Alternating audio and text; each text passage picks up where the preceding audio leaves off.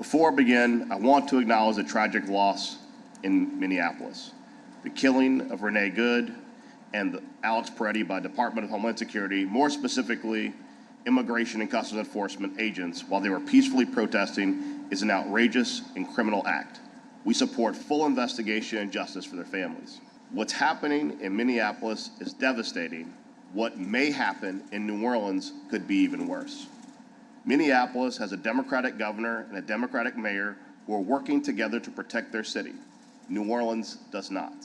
We are a Democratic city and a Republican state governed by leaders who at the state level support the weaponization of ICE agents against anyone who appears to have international heritage. For those of you familiar with New Orleans, that's pretty much all of us. If Minneapolis is the tip of the spear, New Orleans is the handle. A blue city in a red state being used as a test case. So goes New Orleans, so goes the South. We're a city that looks after its own. It's how we do things around here. In the face of adversity, New Orleans has always resisted. We resisted 2 foreign empires, civil war, segregation, and injustice, and we will resist this too. This is the city of be nice or leave and be kind to all kinds. I want to thank you, Congressman Thompson, for mentioning that family, that mother and child who was receiving cancer treatment, who were ingloriously deported in the midst of that treatment. We have a tremendous children's hospital in Manny Family's Children's. My wife is a pediatric nurse, was once an oncology nurse, and the position this administration is putting our healthcare workers in is untenable. Their job is to save lives, not to worry about where those kids come from, whether they're citizens or not. Their job is to save their lives.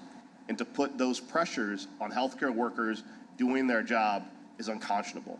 Today you'll hear from people on the ground during Catahoula Crunch, protecting neighbors in an increasingly hostile environment, often standing alone while surrounding jurisdictions welcomed ICE through 287G agreements. We need you to lift the voices of the people that are here today, to learn from them and to stand with us. What's happening here isn't new. The rhetoric and violence that has metastasized throughout our country is nestled deep in our history books, ultimately being repeated right before our very eyes. It starts with immigration enforcement, moves to voter suppression, and ends in military occupation. As we sit here today, we as a community have witnessed firsthand in a barrage of constitutional violations, complete disregard for due process, public resources being used to intimidate communities into submission. But our country's founders, with wisdom and flaws and all, contemplated these dark times we find ourselves presently in, and thus created a constitution that enshrined liberties to every citizen and laid the foundation for what we call democracy. Ladies and gentlemen, this is a boiling point.